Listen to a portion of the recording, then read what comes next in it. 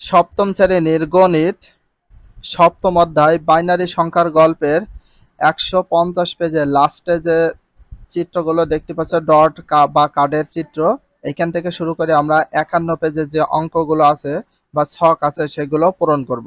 চলো অঙ্কটা সমাধান করি। আগের অনুশীলনটি পর্যন্ত প্রতিটি বিটের সর্বোচ্চ সংখ্যা নির্ণয় করা শিখলে, কিন্তু সর্বোচ্চটি ছাড়াও প্রতিটি বিটে আলাদা আলাদা সংখ্যা পাওয়া সম্ভব। এটি একটু বুঝে নেওয়ার দরকার। কার্ডের সাহায্যে বোঝাটাই সবচেয়ে সহজ। নিচের ছবিটি দেখো। তো এখানে যে ছবিগুলো দেখতে পাচ্ছ কার্ডের ছবি, তো প্রথম, দ্বিতীয়, তৃতীয়, চতুর্থ কার্ড পর্যন্ত আছে, বাট এখানে দেখো দুইটা কার্ড অফ আছে, যেটা দেখা যাচ্ছে না, সেই দুইটা কার্ডকে আমরা কি বলি? অফ কার্ড বলি। ডট গুলো সেইগুলোকে বলা হয় ওয়ান কার্ড। তো এটাকে আমরা অন কার্ড বলতে পারি। এটা ওয়ান কার্ড, এটাও অন কার্ড। এইগুলোকে আমরা কি কার্ড বলি? অফ কার্ড বলে থাকি। অফ কার্ড, এটাও অফ কার্ড। যেগুলো দেখা যায় না সেগুলোকে আমরা অফ কার্ড বলি। তো ইংলিশেও বলতে পারি ও ডবল এফ, অফ কার্ড।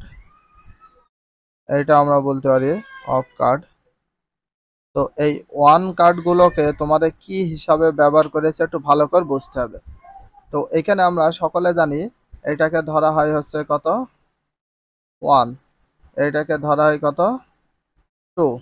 এখানে যে অফ কার্ড বা অন কার্ড আছে, তো এই সংখ্যাগুলো এখানে একটা প্রশ্ন করা হয়েছে।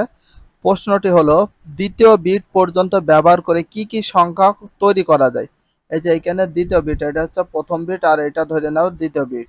তো এই প্রথম বিট আর দ্বিতীয় বিট মিলে কি কি সংখ্যা ধরা যায় সেটা তোমাদের বের করতে হবে। এখানে একটা জিনিস ফলো করো। তো সর্বপ্রথম আমরা শূন্য থেকে ধরতে পারি। শূন্য আছে, এখানে ১ ছিল, ১ নিলাম। এখানে ২ ছিল, ২ নিলাম। আর একটা কাজ করা যায়, ১ আর ২ কত হয়ে যায়? ৩। তাহলে 0 1 2 3, এখানে যেটা দেখা যাচ্ছে 0 1 2 3, এই সংখ্যাগুলো আমরা কিন্তু সর্বোচ্চ তৈরি করি। তো এখানে কি কি বলা হয়েছে চলো আমরা সমাধানটা করি। আর দ্বিতীয় বিট ব্যবহার করে যেসব সংখ্যা তৈরি করা যায়, তাহলে 0 1 2 3, কারণ প্রথমে শূন্য থেকে নিতে পারি, তারপরে ১ আর ২ নিলাম। তারপরে আমরা কি করেছি, এই যে এখানে ২ আর ১ যোগ করে পাইছি কত? ৩। তাহলে সর্বোচ্চ আমরা কয়টা সংখ্যা তৈরি করতে পারছি? ৪টি সংখ্যা তৈরি করতে পারছি। তারপরে প্রশ্নটা দেখো কি বলা হয়েছে, খুব ভালো করে তোমাদের এই যে ডট আছে বা কার্ড আছে সে কার্ডগুলোর বিষয়ে একটু বলি। যেসব সংখ্যা তৈরি করা যায় তার মধ্যে কি 0 ধরেছো? তবে 0 সহ মোট কতটি সংখ্যা তৈরি করা গেল? তাহলে 0 সহ বা 0 সহ, 0 সহ তাহলে কয়টি সংখ্যা তৈরি করা গেল সেটা তোমাদের লিখতে হবে।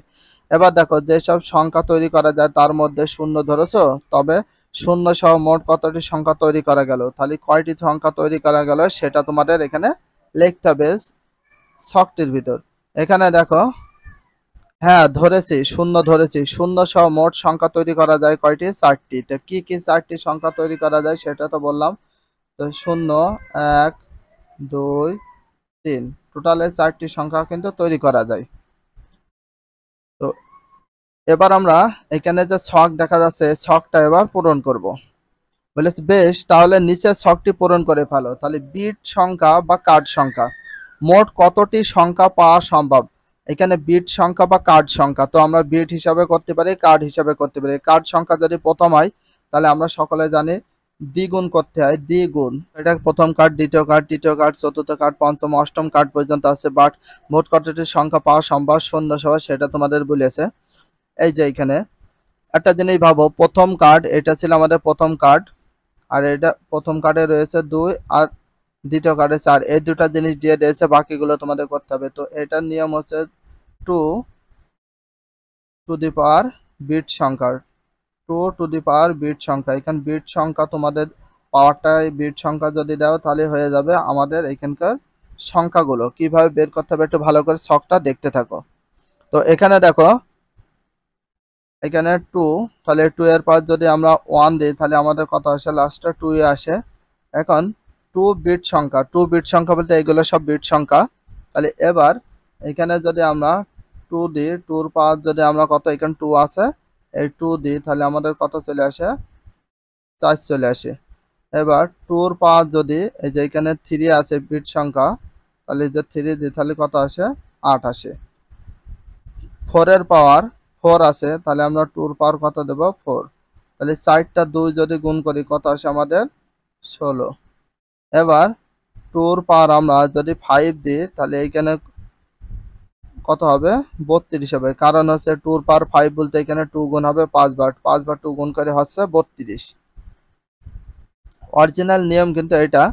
এখানে দেখো 6 এর পাওয়ার 6 আছে, আমাদের বিট সংখ্যা কত 6, তাহলে 2 পাওয়ার বিট সংখ্যা কত ছিল 6, যদি এটা দিয়ে আমাদের কত আসে 64 আসে।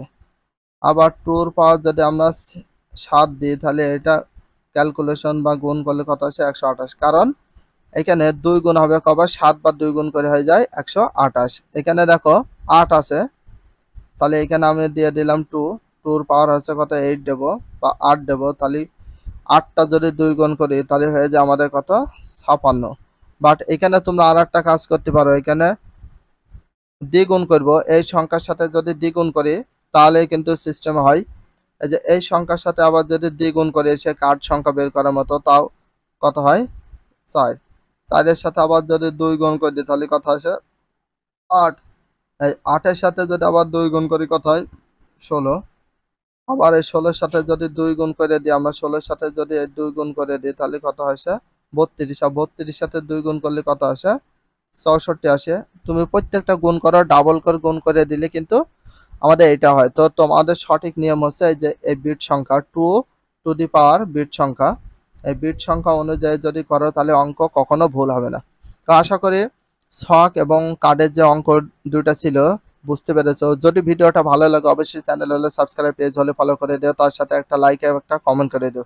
নেক্সট ভিডিও পাওয়ার জন্য অবশ্যই বেল আইকনটা অল করে রাখো, যাতে নিউ ভিডিও আপলোড দেওয়ার সাথে সাথে সর্বপ্রথম তোমাদের কাছে পৌঁছে যায়। If you love this video, please subscribe my channel, like, comment, share, hit the bell icon for getting next video. So everyone, take care, love you, Allah Hafiz.